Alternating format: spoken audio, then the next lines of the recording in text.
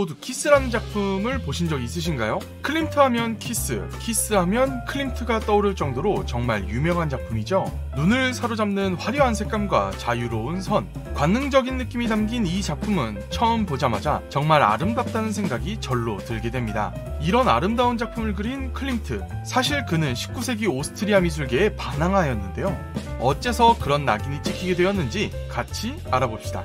1862년 오스트리아에서 태어난 그는 실력을 일찍 인정받아 14세에 오스트리아 최고의 명문 비엔나 예술공예학교에 입학하게 됩니다. 집이 찢어지게 가난하여 학교를 중간에 그만두려 했으나 교장이 뜯어말리며 장학금을 줘서 학교를 계속 다녔다고 합니다. 그 정도로 그는 천재였습니다. 그의 천재성을 느낄 수 있는 작품을 함께 보시죠. 여기 보이는 이 작품은 클림트가 21살에 그린 작품으로 당시 유행했던 아카데미풍을 잘 나타내고 있습니다. 마치 사진처럼 사실적이고 아름답지 않나요? 이 작품은 빈 부르크 극장 천장에 있는 천장화로 클림트가 유일하게 자신의 얼굴을 화폭에 담은 그림으로 알려져 있습니다. 오른쪽 편에 있는 흰 카라와 턱수염이 있는 사람이 클림트라고 하네요. 여기 이 작품은 신 부르크 극장을 짓기 위해 철거될 구 극장을 후세에 남기기 위한 작품이었다고 합니다. 근데 지금까지 본 세 작품 뭔가 이상하지 않나요? 맞습니다. 우리가 알던 작품인 키스와는 정말 다른 사람이 그린 게 아닐까 싶을 정도로 다른 화풍을 가지고 있습니다. 어쩌다 이런 그림을 그리던 클림트가 키스와 같은 파격적인 그림을 그릴 수 있었을까요? 19세기 오스트리아에서는 르네상스 시대 이후 500년간 이어져온 고전적인 양식과 기술이 진리로 여겨져 왔습니다. 그렇기 때문에 클림트도 당연히 고전주의적으로 그림을 그려왔던 것입니다. 당시에 비엔나 상류사회에서 대단한 존경을 받았던 한스 마카르트의 작품을 보시죠. 두 작품 모두 르네상스 시대의 대표적인 작품 보테첼리의 비너스의 탄생을 떠올릴 만큼 고전적인 느낌을 가지고 있습니다. 당시 비엔나에서는 이런 고전주의적 작품들이 유행했다고 합니다. 그렇다면 더욱더 궁금해지기 시작하는데요. 어쩌다가 클림트는 키스와 같은 파격적인 그림을 그리게 된 것일까요?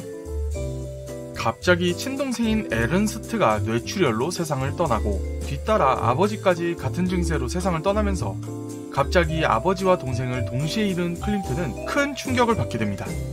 그러면서 작품을 그리지 않는 휴식기를 가지게 되는데요. 그때 뭔가 깨달은 것이었을까요? 권위에 눌려 그려왔던 고전적인 그림, 자신의 그림에 철학과 개성이 빠져있다는 것을 느끼며 그는 비엔나 미술계에 큰 반항을 일으키게 됩니다. 그 당시 프랑스는 프랑스 혁명 이후 예술가 자신의 개성을 담은 인상주의가 자리 잡고 있었습니다.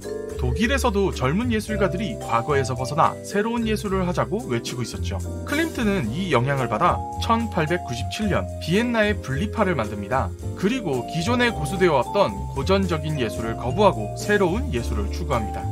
여기 보이는 이 그림은 클림트의 반항을 노골적으로 나타내고 있습니다. 여자를 정면으로 향하게 그렸으며 머리는 헝클어지고 눈에는 초점이 없습니다. 다리 밑에는 뱀이 뙬리를 틀려고 합니다. 우리가 알고 있던 여성의 아름다움을 부각하는 작품들과는 조금 거리가 있어 보이는 이 여인은 성서의 이불을 상징한다고 합니다. 물론 이 작품이 공개되었을 때 클림트는 비엔나 예술계에서 엄청난 비난을 받게 됩니다. 기존의 정통 예술에서는 나체 그림이란 벗고 있는 모델의 시선은 정면이 아닌 다른 곳을 바라보아야 했었고 벗고 있으나 에로틱하지 않아야 했습니다. 또한 중요 부위는 당연히 가려야 했죠. 특히 성서에 나오는 인물은 모두 신성하게 표현이 되어야 했습니다. 그러나 클림트는 성서에 나오는 이불을 노골적으로 표현하여 화폭에 담은 것이었습니다. 성욕은 자연스러운 인간의 본능이라고 여겼던 클림트는 그것을 화폭에 담는 것을 두려워하지 않았다고 합니다. 이 그림 위에는 이렇게 써져 있었습니다. 당신의 행동과 예술로 모든 사람을 기쁘게 할 수 없다면 몇 가지라도 만족시켜야 한다. 많은 사람을 기쁘게 하는 것은 위험하다.